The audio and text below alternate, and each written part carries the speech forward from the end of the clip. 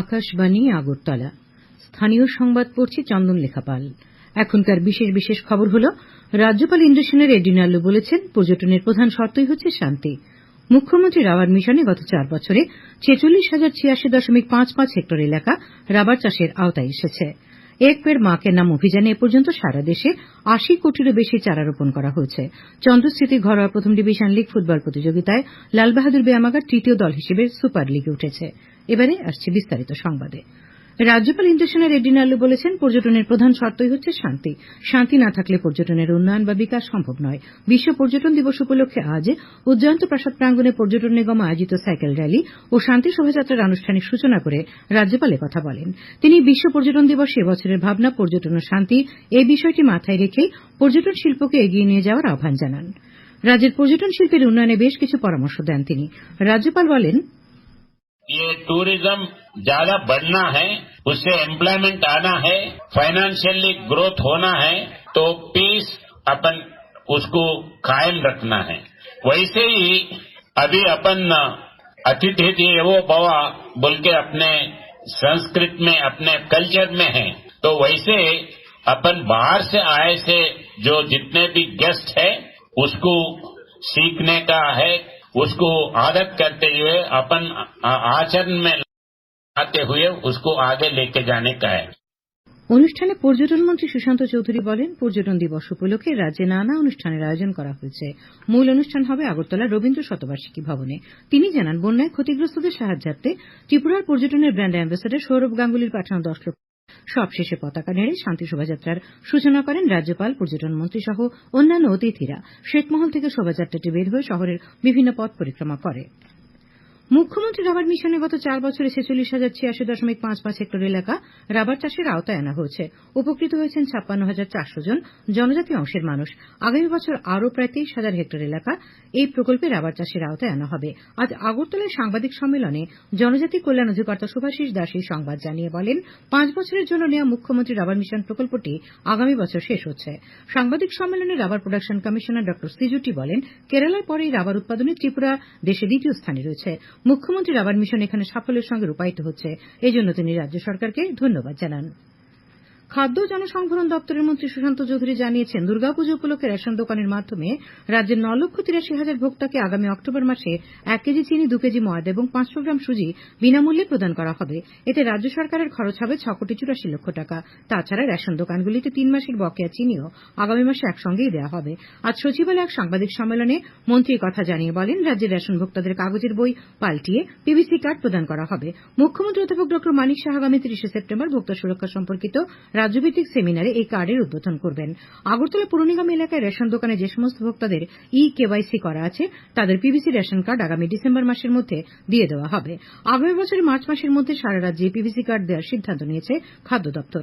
সাংবাদিক সম্মেলনে খাদ্য দপ্তরের বিশেষ সচিব রাভেল হেমেন্দ্র কুমার এবং দপ্তরের অধিকর্তা নির্মল অধিকারী উপস্থিত ছিলেন। রাজ্যে স্বচ্ছতাই সেবা বিভিন্ন কর্মসূচির মধ্য দিয়ে উদযাপিত হচ্ছে। আগামী 2 অক্টোবর পর্যন্ত এই কর্মসূচি চলবে। স্বচ্ছতাই সেবা কর্মসূচির রাজ্য নোডাল আধিকারিক নগর উন্নয়ন দপ্তর অধিকর্তা রজত পান্ত আকাশবাণীর সঙ্গে এক সাক্ষাৎকারে জানান, স্বচ্ছতা এক ধারাবাহিক কর্মসূচি। সরকারের একার পক্ষে স্বচ্ছতা বজায় রাখা সম্ভব নয়, নাগরিকদের এই ব্যাপারে ভূমিকা রয়েছে। তিনি জানান, এবছর স্বচ্ছতাই সেবা কর্মসূচিতে ব্ল্যাক স্পট নামে একটি কর্মসূচি নেওয়া হয়েছে। এই কর্মসূচি অনুযায়ী দীর্ঘদিনের আবর্জনার স্তূপ রয়েছে এমন জায়গাগুলি সম্পূর্ণভাবে পরিষ্কার করা হবে। রাজ্যে এই ধরনের 1000 স্থান চিহ্নিত করা হয়েছে। এর মধ্যে 67 জায়গাকে পরিষ্কার করা হয়েছে বলেও তিনি জানান। স্বচ্ছতাই সেবা কর্মসূচির অন্তর্গত স্বচ্ছতা কি ভাগিদারি অনুষ্ঠান আজ কৈলাসহরের ঊনকোটিতে অনুষ্ঠিত হয়। এ উপলক্ষে প্রত্নভূমি ঊনকোটির প্রবেশপথ এবং তার আশপাশ এলাকা পরিষ্কার করা হয়। ঊনকোটি জেলা প্রশাসনের উদ্যোগে আয়োজিত কর্মসূচিতে BSF, Assam rifles, Tripura police সহ বিভিন্ন সংস্থা ও সংগঠনের সদস্যরা অংশ নেন। কর্মসূচি উপলক্ষে ঊনকোটি পাহাড়ে হয় মানব শৃঙ্খল বা মানববন্ধন। তাছাড়া স্বচ্ছতার জন্য দৌড় অনুষ্ঠিত হয়।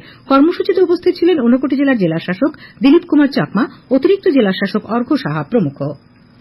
কল্যাণপুর ব্লক প্রশাসনের উদ্যোগে আজ কল্যাণপুর বাজার এলাকায় স্বচ্ছতাই সেবা কর্মসূচির অঙ্গ হিসেবে সাফাই করা হয়। এই সাফাই অভিযানে উপস্থিত ছিলেন কল্যাণপুর পঞ্চায়েত সমিতির চেয়ারম্যান সোমেন গোপ, সহকারী ব্লক আধিকারিক প্রশান্ত চক্রবর্তী, কল্যাণপুর থানার ওসি তাপস মালাকার। খবর প্রচারিত হচ্ছে আকাশবাণীর আগরতলা কেন্দ্র থেকে। মেগা বৃক্ষরোপণ অভিযান এক পেড় মা কে নামের অধীনে এ পর্যন্ত সারা দেশে ৮০ কোটিরও বেশি চারা রোপণ করা হয়েছে। পরিবেশ, বন ও জলবায়ু পরিবর্তন মন্ত্রক ৮০ কোটি চারা রোপণের উচ্চাকাঙ্ক্ষী লক্ষ্য সফলভাবে পূরণ করেছে। মন্ত্রক সূত্রে জানা গেছে, নির্ধারিত সময়ের ৫ দিন আগে চলতি মাসের ২৫ তারিখে লক্ষ্যমাত্রা অর্জিত হয়। মন্ত্রক জানিয়েছে, এই সাফল্য সরকারি সংস্থা, স্থানীয় সম্প্রদায় এবং বিভিন্ন অংশীদারদের সহযোগিতামূলক প্রচেষ্টার ফলেই সম্ভব হয়েছে। এক পেড় মা কে নাম বনায়নে দেশব্যাপী সাফল্য অর্জনে উত্তরপ্রদেশ প্রায় ২৬ কোটি চারা রোপণ করে এগিয়ে রয়েছে। উল্লেখ্য, প্রধানমন্ত্রী নরেন্দ্র মোদী গত ৫ই জুন বিশ্ব পরিবেশ দিবসে এই অভিযানের সূচনা করেন। আয়ুষ মন্ত্রী প্রতাপ রাও যাদব বলেছেন যে তাঁর মন্ত্রক জনগণের কল্যাণে প্রতিশ্রুতিবদ্ধ। গত ১০০ দিনে তাঁর মন্ত্রকের কৃতিত্বের বিষয়ে আজ নতুন দিল্লিতে শ্রী যাদব সাংবাদিকদের বলেন, বিশ্ব স্বাস্থ্যসেবা ব্যবস্থায় আয়ুষ ব্যবস্থার একীকরণ উন্নত করতে মন্ত্রক এবং বিশ্ব স্বাস্থ্য সংস্থা একটি ডোনার চুক্তি স্বাক্ষর করেছে। মন্ত্রী বিশ্বব্যাপী ঐতিহ্যবাহী ওষুধের চর্চাকে এগিয়ে নিয়ে যেতে ভিয়েতনামের সঙ্গে ওষুধি গাছের সমঝোতা স্মারক এবং গবেষণা, জ্ঞান বিনিময় ও আয়ুর্বেদিক চিকিৎসা পদ্ধতি তৈরির জন্য আয়ুর্বেদ বিষয়ে মালয়েশিয়ার সঙ্গে সমঝোতা স্মারকের কথা উল্লেখ করেন। মন্ত্রী বলেন যে pharmacopoeia commission for Indian medicine and homeopathy এবং ভারতীয় pharmacopoeia commission one hub one standard উদ্যোগের জন্য একটি ঐতিহাসিক সমঝোতা স্মারক স্বাক্ষর করেছে। আয়ুষ ওষুধের সহজলভ্যতার নিশ্চয়তা দিতে সরকার প্রতিটি তহসিল স্তরে বিশেষ মেডিকেল স্টোর খুলতে চায় বলে তিনি উল্লেখ করেন। তিনি জানান যে বয়স্কদের স্বাস্থ্যসেবার চাহিদা মেটাতে সারা দেশে ১৪,৯৯২টি আয়ুষ ক্যাম্পের আয়োজন করা হয়েছে। শ্রী যাদব বলেন যে তাঁর মন্ত্রক আয়ুষ্মান ভারত প্রধানমন্ত্রী জন আরোগ্য যোজনার অধীনে আয়ুর্বেদিক প্যাকেজগুলিকে অন্তর্ভুক্ত করার জন্য একটি পর্যালোচনা সভা ডেকেছে, যাতে আয়ুষ চিকিৎসাকে মূলধারার স্বাস্থ্যসেবায় অন্তর্ভুক্ত করা যায়। প্রধানমন্ত্রী নরেন্দ্র মোদী আগামী ২৯ তারিখ রবিবার আকাশবাণীর মন কি বাত অনুষ্ঠানে দেশ বিদেশের জনগণের সঙ্গে মত বিনিময় করবেন। এটি মন কি বাতের ১১৪তম পর্ব। অনুষ্ঠানটি আকাশবাণী ও দূরদর্শনের সমস্ত নেটওয়ার্ক, আকাশবাণীর সংবাদ ওয়েবসাইট www.newsonair.com এবং নিউজ অন এআইআর মোবাইল অ্যাপে শোনা যাবে। অনুষ্ঠানটি আকাশবাণী, ডিডি নিউজ, প্রধানমন্ত্রীর দপ্তর তথা তথ্য সম্প্রচার মন্ত্রকের ইউটিউব চ্যানেলেও শুনতে পাওয়া যাবে। অনুষ্ঠানের অব্যবহিত পরেই তার আঞ্চলিক ভাষার অনুবাদ শোনা যাবে। আঞ্চলিক ভাষার অনুষ্ঠানটি রাত ৮টায় পুনঃপ্রচার করা হবে। সিপিআইএম রাজ্য সম্পাদক জিতেন্দ্র চৌধুরী অভিযোগ করেছেন যে রাজ্যে আসন্ন দুর্গাপূজার প্রাক্কালে মানুষের অর্থনৈতিক অবস্থা চরম সংকটের মধ্যে রয়েছে। আজ সিপিআইএম সদর দপ্তরে আয়োজিত এক সাংবাদিক সম্মেলনে এই অভিযোগ করে তিনি বলেন, একদিকে গ্রাম শহরে কোনো কাজ নেই, অপরদিকে সাম্প্রতিক বন্যায় মানুষের অবস্থা বিপর্যস্ত। এই পরিস্থিতিতে বিপন্ন মানুষের জন্য রাজ্য সরকারের প্রয়োজনীয় ত্রাণ বন্টনে বৈষম্য করা হচ্ছে বলে শ্রী চৌধুরী অভিযোগ করেন। তিনি বলেন, পুজোর উৎসবের সময় প্রতি বছর বামফ্রন্ট সরকারের পক্ষ থেকে গ্রাম শহরে কাজের ব্যবস্থা করা হতো। শ্রী চৌধুরী অর্থনৈতিক সংকটের পাশাপাশি রাজ্যের আইন শৃঙ্খলা পরিস্থিতি ভেঙে পড়েছে বলে অভিযোগ করেন। রাজ্যের খুন ও মহিলাদের উপর নির্যাতন ব্যাপকভাবে বৃদ্ধি পেয়েছে বলে অভিযোগ করেন তিনি। বিদ্যুতের দাম বৃদ্ধির অভিযোগ আনেন তিনি।